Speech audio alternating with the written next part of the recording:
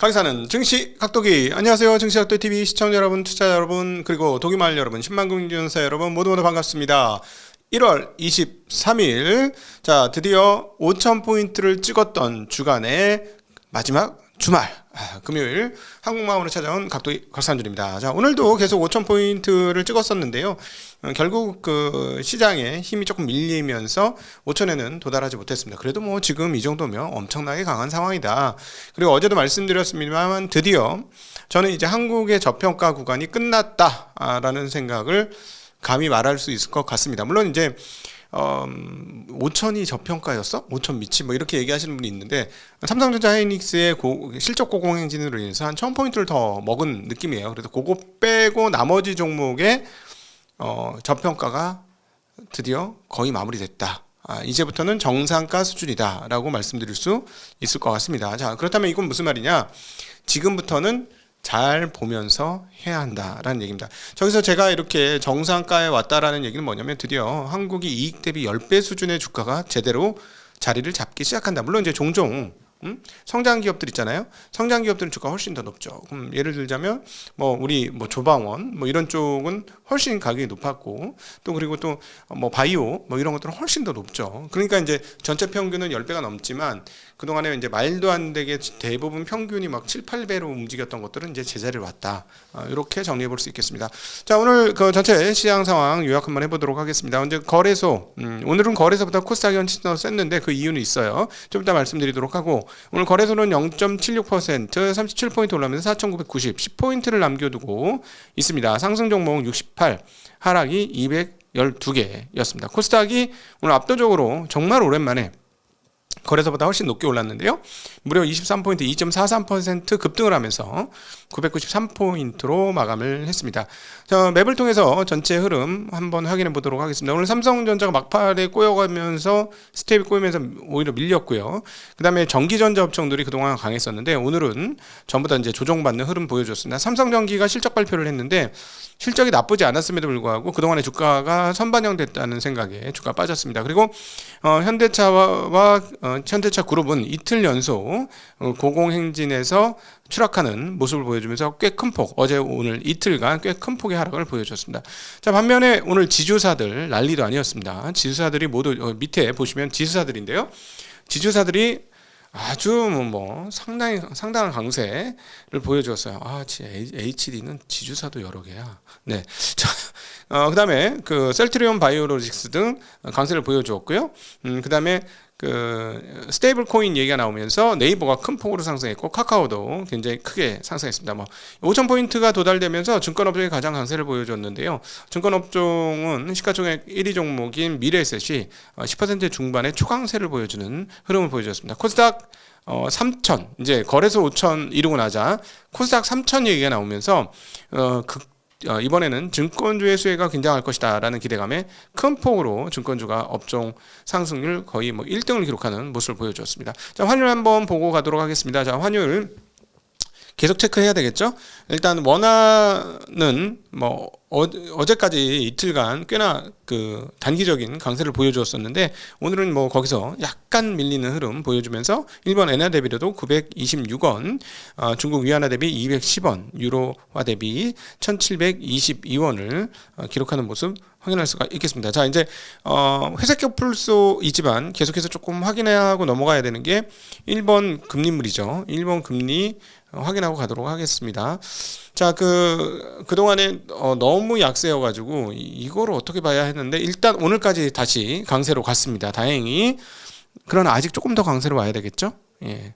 30년물이 가장 극적으로 움직였기 때문에 지금은 30년물을 중심으로 보도록 하겠습니다. 네, 요게 조금 더 안정이 돼야 좀 마음을 놓을 것 같고, 일본의 국채가 안정이 되어야 선진국 국채 전반적인 안정이 나타나지 않겠느냐 하는 생각이 드는데 여전히 좀 애매합니다. 네. 자, 다음으로 한국 국채금리도 한번 살펴보도록 하겠습니다. 한국 국채금리 오늘 또다시 금리가 좀 올라서 3.60% 하고 있고요. 국고채 2년도 3bp, 5년도 3bp 때 30년물도 3bp 모두 3bp 이상 오르는 흐름들을 보여주었습니다. 자, 다음으로 국내 투자자별 업종별 순위 한번 살펴보고 갈게요. 자, 건강관리, IT 서비스, 증권, 미디어, 생물공학 업종이 강세를 보여주었고요. 지역화폐 테마주 아주 스테이블코인 오늘 뭐 최고의 날이었습니다. STO, 전자결제 다 토큰, 전자결제, 스테이블코인 뭐 다 엮여 있는 테마는 오직 저쪽 테마였다라고 정리해보면 좋겠고요. 자, 그 다음에 이제 국내 투자자별 매매 동향 살펴보고 오겠습니다. 자, 오늘 외국인들은 네이버를 2천억 이상 샀습니다. 아무래도 앞서 조금 이따 말씀드릴 이제 스테이블 코인 등등과 관련된 이야기예요. 그 다음에 두산 에너빌리티, 카카오, SK 하이닉스, 현대모비스 등이 강세를 보여주었고요. 그 다음에 기관은 매수를 했고요. 기관은 SK 하이닉스, 네이버, ABL 바이오, 두산 에너빌리티 3천당 제약을 매수했습니다. 개인은 현대차, 삼성전자, SDI, 글로비스, 삼성전기, 전력 등 전통주를 좀 사는 흐름들을 보여주었습니다. 자, 매도 상황 살펴보도록 하겠습니다. 외국인 오늘 그동안 많이 올랐던 현대차를 5천억이나 팔면서 현대차 하락의 주요 어떤 요인이 됐고요. 삼성전자 마찬가지입니다. SDI도 마찬가지고요. 에코프로, 삼성전기, 현대글로비스 하면서 오늘 좀 꽤나 많이 떨어진 종목에는 다 외국인들의 매도세가 있었다 볼 수 있겠네요. 자, 기관은 삼성전자, 그 다음에 현대차, 현대글로비스, 현대건설, 한국전력 등을 매도했고요. 개인은 네이버, SK 하이닉스, 두산 에너빌리티, 카카오, ABL 바이오, 삼천단 제약 등을 매도하는 모습 확인할 수가 있었습니다. 자, 오늘 코스피 5천위원회가 5천 돼서 그런지 대통령님을 만났어요. 그래서 이소영 의원도 뭐 이렇게 소셜로 올리고 막 그랬었는데 이 만난 자리에서 5천을 이루었으니 다음 단계로 코스닥 3천을 달성하자라는 얘기가 나왔습니다. 물론 어제도 말씀드렸습니다만은 대통령께서 L자는 쳐다보지도 않는다. 주식시장에서 L자 주식은 쳐다도 안 본다. 이 얘기를 언급을 직접 하셨어요. 그렇죠? 개인적으로는 참 감회가 있는 그런 말이 아니었나 하는 생각이 듭니다. 이렇게 돌아가는구나. 결국은 뭐 이런 생각이 잠깐 들었어요. 자, 감회에 잠깐 제가 적게 되네. 네, 어쨌든 그래서 중복 상장 얘기를 한 거예요. 중복 상장 얘기를 한 거고, 저는 개인적으로 그렇습니다. 지주회사가 상장 폐지를 하든지 자회사가 상장 폐지를 하든지 미국식으로 가려면 그렇게 가야 되는데, 자금 조달을 하려면 꼭 그렇게 할 수는 없고, 또 이미 그렇게 자리를 잡았는데 그걸 상장 폐지해라 그러면 되게 웃기는 거긴 하지만, 지금 지주사들 하는 거 보면 지주사를 상장 폐지하는 게 제일 좋을 것 같아요. 그래야 증여상속을 제대로 내지 않겠어요? 아니면 똑바로 주가를 만들든가. 뭐 그런 상황인데 어떻게 될지 하여튼 중복 상장 이야기 하여튼 나왔고, 미국 기준으로 가야 됩니다. 지금 중국도 중복 상장이 어마무시하게 많거든요. 오늘 중국만 보셔서 아시겠지만 알리바바 등이 팹리스 업체 하나를 상장하겠다 이런 얘기가 들리고, 이 큰 회사들이 계속 자회사를 상장시키는 그래서 산업자본 조달을 위해서 한국을 쫓아가고 있는 중국을 볼 수 있습니다. 중국은 그런 측면에서 보면 매력이 상당히 떨어지는 주식시장이 되고 있는 거예요. 물론 나라 전체가 일치 단결하여서 이제 부동산은 포기하고 금융자산, 소위 말하는 한국에서 말하는 생산적 금융으로 중국이 싹 돌기 시작하는데, 걔네들은 전형적으로 산업을 키우기 위해서 산업 조달 시장으로서의 주식시장을 강화하고 있고요. 그래서 그걸 더 강화하기 위해서 세상에 있는 돈을 주식시장으로 물꼬를 틀기 위해서 완전히 부동산의 모가지를 꽉 잡고 거의 풀어주지 않고 있는 그런 상황들을 볼 수가 있습니다. 그러니까 나라 전체의 발전으로 보면, 또 나라 전체의 ROE라는 측면에서 보면 아마 중국이 꽤 높은 ROE를 앞으로 만들 가능성은 있으나, 주식시장 입장에서 보면 이게 꼭 좋은 것만은 아니다. 왜냐하면 끝없이 상장을 하는. 근데 원래 주식시장이라는 건 자금 조달을 위해서 있는 건 맞아요. 그걸 부인하는 건 아닙니다. 근데 우리가 왜 이렇게까지 얘기를 하냐면, 그동안에 자금 조달 시장만 역할을 했지 투자자 보호는 1도 안 했어. 그래서 우리가 지금 뭐라고 하는 거죠. 그거 좀 바꿔보자. 자, 어쨌든 다시 돌아가서 오늘 코스피 5천 특위가 이제 코스피 3천을 달성하자 했는데 신기한 얘기를 했습니다. 토큰 증권, 원화 스테이블 코인 등을 활용해서 3천을 가자는 거예요. 뭐지? 무슨 말이 도대체? 처음엔 이랬어요. 네, 일단 저희가 어제도 말씀드렸는데 다시 한번 말씀드리겠습니다만, 코스닥은 지금 구정물이에요. 구정물 정화하고 이거 하셔야 됩니다. 코스피 5천 위원회 여러분 그냥 했다가 여러분 나중에 사람들한테 원망 엄청 들을 수 있어요. 증권계 선배로서 말씀드립니다.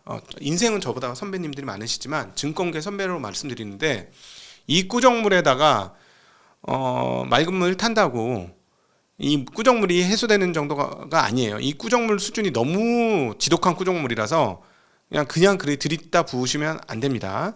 그래서 이 거래소 개혁이 반드시 좀 선행되어야 된다는 게 제 개인적인 생각입니다. 정치학도 TV의 생각은 그거예요. 정치 오래 있었던 사람의 얘기도 가끔 좀 들어주시면 좋을 것 같아요. 자, 어쨌든 민병헌 의원은 뭐라고 얘기했냐면, 코스닥의 상장 스타트업, 그 다음에 성장 기업의 자금 조달 수단이 변화돼야 된다, 다변화돼야 된다라는 얘기를 하고 있습니다. 그래서 지금까지는 코스닥에서 돈을 빌릴 때, 코스닥 기업 빌릴 때 은행에서 대출로 돈을 빌리거나 아니면 유상증자를 하거나 아니면 그것도 아니면 CBBW 등 채권을 발행하는 경우가 있죠. 일반 채권은 발행 안 됩니다. 한국의 코스닥 기업은 정말 얘기 드리면 채권 발행해 주지도 않고, 발행하면 어디서 유통도 안 돼요. 왜? 아무도 안 살라 그래.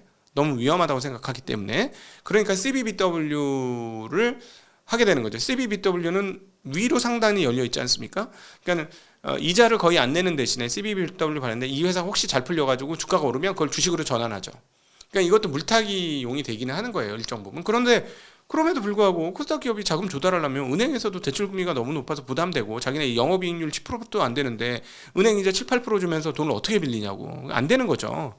그러니까 자금 조달은 필요하고 하니까 계속해서 갔던 게 이 하이브리드 시장이에요. 메자닌 시장. 그래서 CBBW에서 자금 조달을 받아가지고 영위를 하고 그랬죠.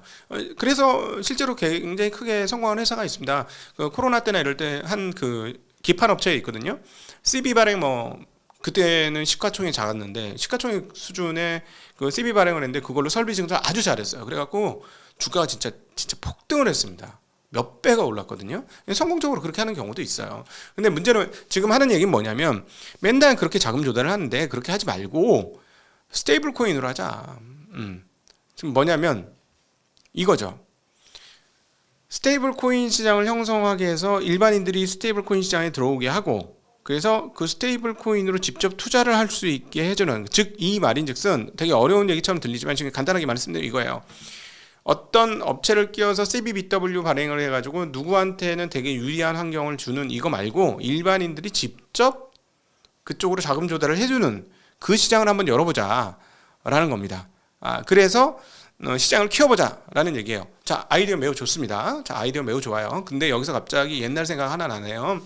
라인펀드 사건 있었죠. 제가 경험한, 저 잘 몰라요. 잘 모르지만 옆에서 이렇게 지켜본 라인펀드 사건과 관련된 근본적인 어떤 문제는 뭐였냐라고 생각하냐면, 저는 일단 모태펀드가 만들어져가지고 사모펀드에 돈이 엄청나게 들어갔단 말이에요. 모태펀드는 정부 주관으로 아마 했을 거고 했던 걸로 제가 기억합니다. 그래서 처음에 그래서 사람들이 이거 해가지고 코스닥 성장을 위해서 아니면은 벤처 성장을 위해서 했어. 아주 뜻은 좋아요.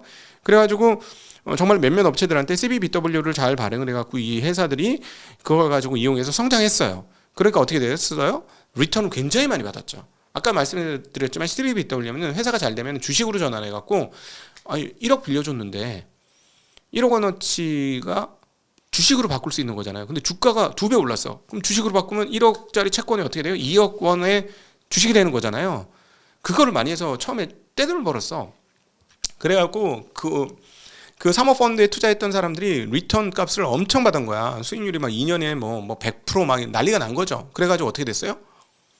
물밀듯이 돈이 들어옵니다. 물밀듯이. 그래가지고 수조 원, 여러 개 이것저것 합치면 10조도 넘었던 것 같아. 하여튼 수조 원의 거기에 돈이 들어가면서 형성됩니다. 거기에 이제 은행 PB라든가 이런 데가, 그다음 증권 PB라든가 이런 데가 역할을 상당히 많이 했어요. PB 센터 같은 데가. 그래서 한 지점에서 막 진짜 막 수백 수천억씩 또 조성하는 곳도 있을 정도로 그렇게 돈이 많이 이렇게 들어갔습니다. 그러니까 왜냐하면 수익이 많이 난다니까 자산가들이 그냥 돈을 막 집어넣은 거죠. 어떻게 됐어요, 나중에? 대규모 사고가 터졌죠. 근데 왜 사고가 터졌는지 보면, 처음에는 CBBW 발행받을 만한 회사한테 CBBW를 발행을 해주면서 거기다 그 어떤 성장을 위한 마중물을 제공했어요. 그래서 정말 성장을 해서 리턴 값이 좋았어요. 근데 문제는 뭐냐면 이 시장이 너무 커요. 돈이 사이즈가 크니까 어떻게 되냐면 CBBW 발행할 수 있는 능력이 안 되는 회사 있어. 즉 한계 기업. 이걸 발행해도 받아도 사업을 키울 수 없고 어려운 회사. 왜냐면 돈은 많고 CBBW 투자 받을 기업은 뻔한 거야. 그러니까 쉽게 얘기하면 그때 제가 이렇게 대략 그냥 러프하게 보면 CBBW 발행 받아가지고 도움이 될 만한 회사는 총 규모로 금액 기준으로 따져보면 한 CBBW 기준으로 한 1조 정도밖에 안 되는데 아까 말로 그랬죠? 수조가 편성된 거야. 아니 돈을 제대로 받을 사람은 1조밖에 없는데 돈은 수조가 있으면 어떻게 돼요? 이 돈이 어디로 가요? 아무데나 막 가는 거지. 거기서 부정부패도 나고. 왜냐면 얘네 이 돈을 발행받을 만한 능력이 안 되는데 알면서 돈을 빌려주면 어떻게 되겠어? 거기서 이상한 게 싹 트는 거지. 돈은 필요하시잖아요. 내가 이 돈 해드릴 테니까 돈 해주는데 우리도 좋은 게 있어야 될 거 아니야. 뭐 없을까? 뭐 이런 그런 알고리즘이 작동할 수 있는 거 아니에요? 했다는 얘기가 아니고. 그러면 그런 일이 벌어지면 문제가 생기는 거 아니에요? 자, 그래서 이 말씀 드립니다. 사람의 탐욕이라는 건 끝이 없고 자본 조달을 해서 회사가 성장하는 거는 맞는데 자본 조달을 받는 사람이 신의성실성과 열정을 가지고 성실성을 가지고 자금 조달을 받으면 그 회사는 잘 되겠으나 그 돈을 급하게 무조건 땡겨가지고 어떻게 하겠다라는 마음을 갖는다면 그 돈은 그냥 가서 그냥 물 쓰듯이 써지는 경우가 많습니다. 그래서 제가 하는 얘기가 뭐예요? 벤처 투자를 했는데 그 회사 사장이 차를 받고 벤처 투자 받고 그걸 뭐라고 했다? X 됐다. 제가 뭐 자세하게 표현은 못 드리겠지만 그걸 X 됐다라고 표현하는 거예요. 그거는 거기 투자한 투자자는 다 물린 거야. 내가 보기에는. 그리고 예를 들어 투자 받아가지고 돈이 많으니까 그때 어땠어요? 2000년, 2020년, 2021년에 그때 막 돈 많이 풀려갖고 돈 버는 애들 많아갖고 돈을 막 투자했어. 그러니까 제가 한 스타트업 벤처 기업 갔는데 강남에 빌딩을 몇 개를 쓰고 있더라고. 깜짝 놀랐어. 대로변에. 어마무시하더라고요. 네. 전 진짜 저희는 비용을 최소화하기 위해서 사실 지금 40년도 넘은 건물에 지금 들어와 있거든요. 근데 비용을 쓸데없이 쓰려면 끝없이 쓸 수 있어요, 기업들은. 근데 말씀드리고 싶은 건 이 자금 조달이라는 게 너무 쉽게 이루어지면 방만해지거나 부도덕함과 만날 수 있습니다. 그러면 큰일 나요. 그래서 3,000포인트 올리는 것도 좋은데 지금 거래소는 저평가된 거니까 5,000포인트까지 가도 아무 문제가 없었어요. 그런데 코스닥은 물이 맑지 않다니까? 근데 여기서 잘못해서 물이 넣으면 깨끗한 물도 더러워져요. 이 점을 꼭 좀 기억해 주시면 좋겠다는 말씀을 강력히 드립니다. 제가 걱정돼서 하는 얘기예요. 걱정돼서. 자, 어쨌든 그 자금 조달 방법에 STO 등을 도입할 것이다 라는 얘기였고요. 그리고 STO 도입에 가장 발빠르게 움직이는 데가 미래에셋이에요. 코빗 인수를 할 것이다. 그래서 인프라를 확보할 것이다 해가지고 여기가 돈 냄새 잘 맡아 보면. 그래서 오늘 주가가 10% 중반까지 올라가는 그런 강력한 모습을 보여주었습니다. 그리고 증권사 전체적으로도 자금 조달을 해주면 옆에서 수수료 띵겨 먹을 수 있잖아요. 네, 그러니까 증권주 더 좋겠네. 게다가 또 5,000포인트 되니까 왜 이렇게 거래가 활성화되면서 우리가 옆에서 이렇게 띄워먹는 게 많아지는데 코스닥까지 그렇게 된다고? 엄청 띄워먹겠네. 이렇게 되는 건데. 그리고 또 하나 또 걱정되는 게 있어요. 중국 시장이 과열이 쉽게 되는 경향성이 있었어요. 2015년. 그러고 나서 완전히 날아가는데 개인들이 시장의 주체가 되어서 뜨겁게 열광이 나면 거침없이 갑니다. 그래서 과열도 쉽게 나요. 2차 전지 때 보셨죠? 예. 그러니까 뭐냐면 거기에 대한 지식을 충분히 갖고 투자하지 않고 분위기 띄워서 하면 사람들이 그냥 불나방처럼 막 뛰어들어요. 그러면은 가긴 잘 가지. 그 후폭풍을 어떻게 할 거냐. 나는 지금 코스닥 5,000위원회 난 엄청나게 지지를 했고 박수를 쳐드리고 했었는데 좀 걱정됩니다. 솔직히 말해서 지금부터는 좀 걱정됩니다.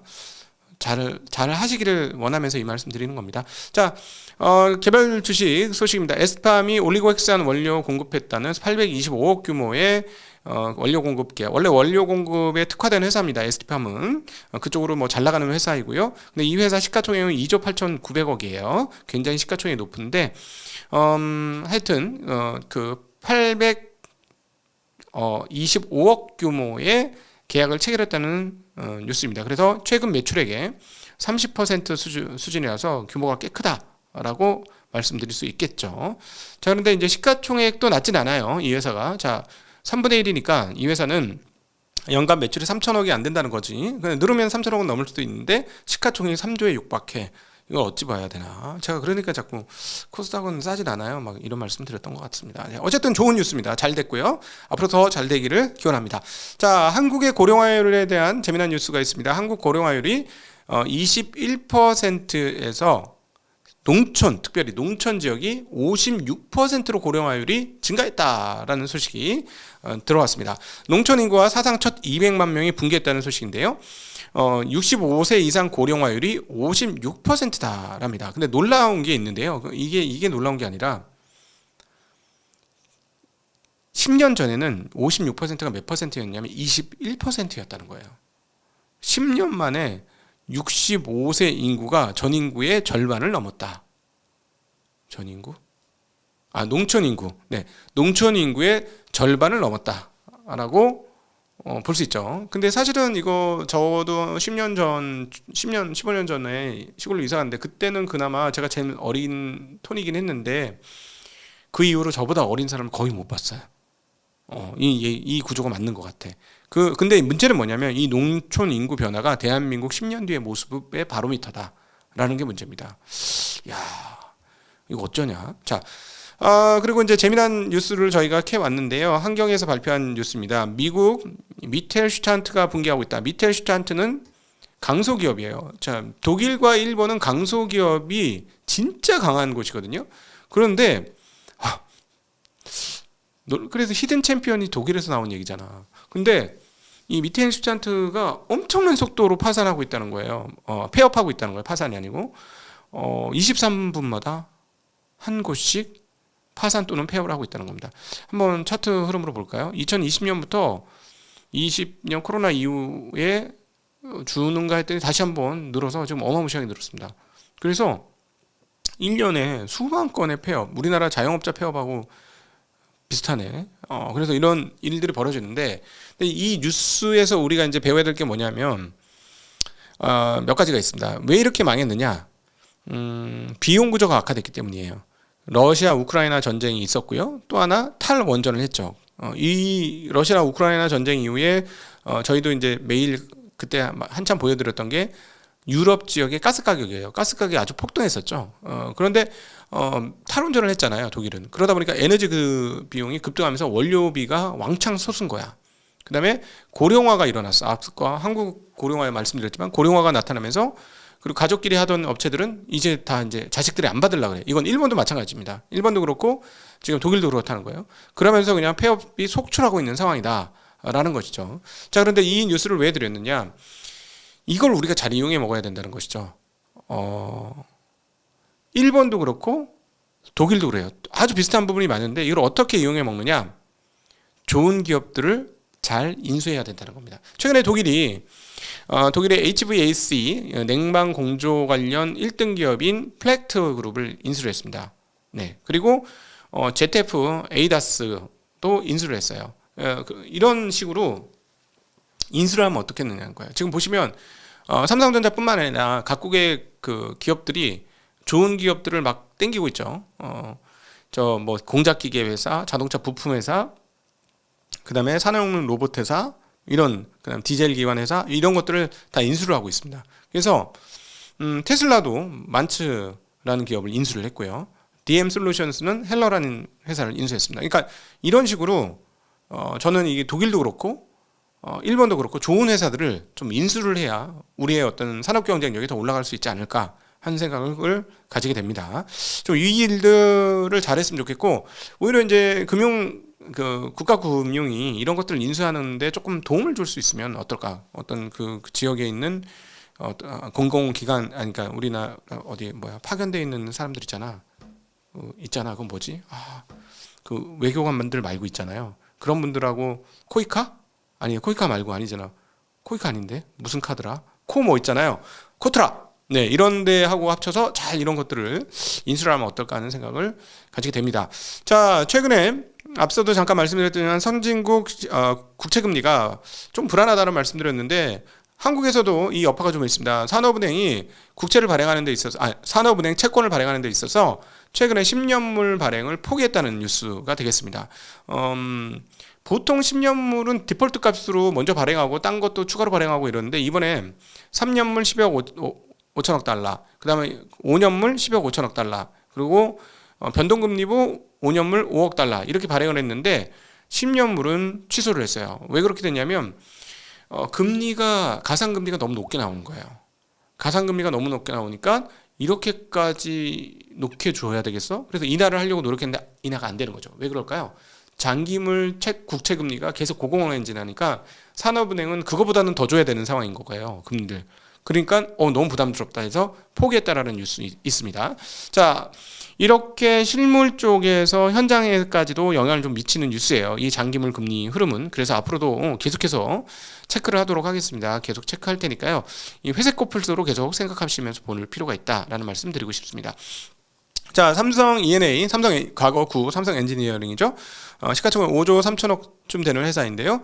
영업이익 발표를 했습니다. 25년도 영업이익이 7,921억으로 목표를 초과 달성했다라는 소식입니다. 그러니까 5조 3천억짜리 회사가 매출 9조, 그다음에 영업이익 7,900억, 그다음에 순이익 6,400억이면 썩 비싸진 않은 거죠. 그중에서 4분기 실적은 매출 2조 7,500억, 영업이익 2,770억, 그리고 순이익 1,920억으로 전체 분기 중에 4, 4분기 실적이 상당히 좋은 상황이죠. 이 회사가 하는 건 뭐냐면 대형 화공, 그다음에 산업 플랜트 관련, 쉽게 얘기하면은 반도체 공장 지어주는 데 역할을 하는 그런 회사다라고 볼 수가 있겠어요.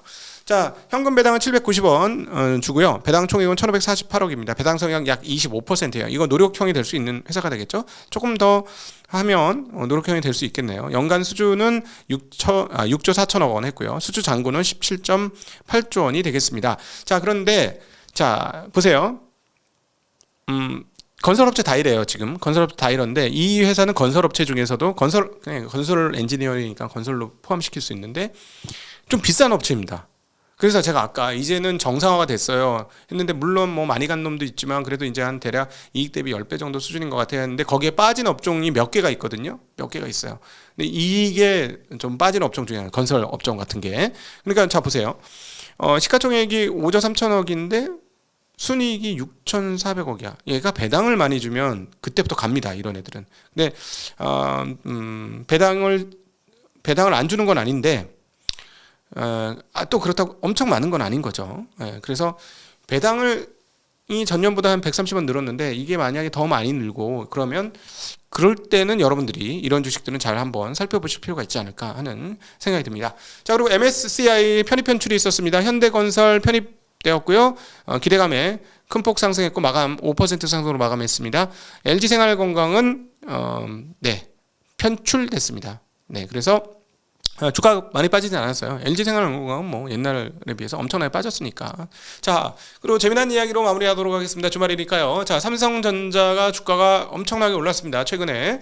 자, 뭐 더블 났잖아요. 더블 났으니까 1년 만에 더블이 났는데 적게 오른 게 아니죠. 누가 돈을 제일 많이 벌었을까요? 네. 모르게 몰라도 대주주가 돈을 제일 많이 벌었겠지. 자, 그래서 이재용 회장님 주식 재산을 한번 추정해 보았습니다. 이번에 왕창 오른 김에 자, 삼성전자가 대략 한 15조 가까이 됐고요. 물산도 10조, 생명은 3조, SAI 1조대, 그다음에 방금 얘기했던 삼성 E&A는 조금밖에 안 되고요. 나머지 등등 있습니다. 그래서 합산 평균액이 30조. 최근에 주가가 오르면서 거의 뭐 지금 굉장히 많이 대통령 취임 때보다 더블 났어. 자, 1억, 2억짜리 더블 나는 거하고 14조짜리 더블 나는 거하고는 격이 다르죠? 격이 다르지? 격이 달라. 기업 몇 개가 만들어졌네. 그죠? 그래서 이장영 회장님 축하드립니다. 어떻게 자산 관리할지 궁금하시다면 매트릭스 투자자문으로 오셔서 의뢰하신다면 제가 가이드를 잘 해드리도록 하겠습니다. 제가 거기 있는 임원들보다 잘할 가능성이 있어요. 그러니까 한번 노크 한번 해보시죠. 홈페이지에 가시면 저희 전화번호는 있겠습니다. 자, 5,000포인트 도달하는데 고생 많으셨습니다. 여러분들이 5,000포인트의 주역입니다. 제가 오늘 좀 걱정이 많이 돼가지고 5,000포인트 됐는데 뭐 3,000포인트 얘기 나오는데 이게 지금 뭔가 좀 파악을 하고 하시는 얘기인가 하는 걱정이 있어서 쓸데없는 높아심에 내용이 좀 길어졌습니다. 양해를 부탁드리고요. 여러분들과 함께 또한 새로운 5,000포인트 이후의 시대를 한번 같이 열어가 보고 싶습니다. 수고하셨습니다. 행복한 주말 되십시오. 안녕.